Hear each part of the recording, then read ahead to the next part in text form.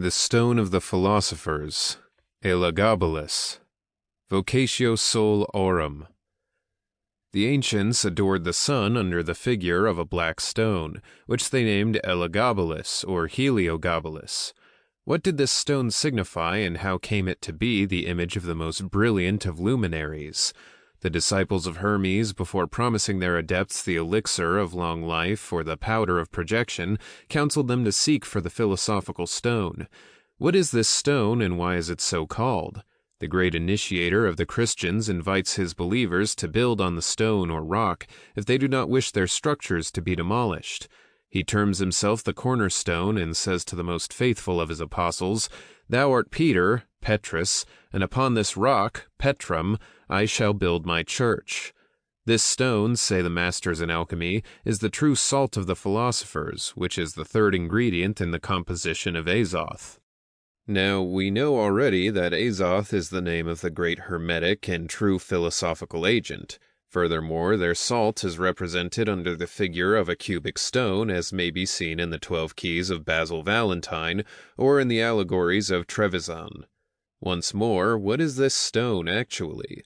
It is the foundation of absolute philosophy. It is supreme and immovable reason. Before even dreaming of the metallic work, we must be fixed forever upon the absolute principle of wisdom. We must possess that reason which is the touchstone of truth. Never will a man of prejudices become the king of nature and the master of transmutations. The philosophical stone is hence before all things necessary, but how is it to be found? Hermes informs us in his Emerald Table. We must separate the subtle from the fixed with great care and assiduous attention. Thus we must separate our certitudes from our beliefs, and distinguish sharply the respective domains of science and faith, realizing that we do not know things which we believe, and that we cease immediately to believe anything which we come actually to know. It follows that the essence of the things of faith is the unknown and the indefinite, while it is quite the reverse with the things of science. It must be inferred from this that science rests on reason and experience, whilst the basis of faith is sentiment and reason. In other words, the philosophical stone is the true certitude which human prudence assures to conscientious researches and modest doubt, whilst religious enthusiasm ascribes it exclusively to faith.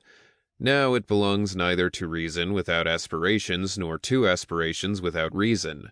True certitude is the reciprocal acquiescence of the reason which knows in the sentiment which believes, and of the sentiment which believes in the reason which knows.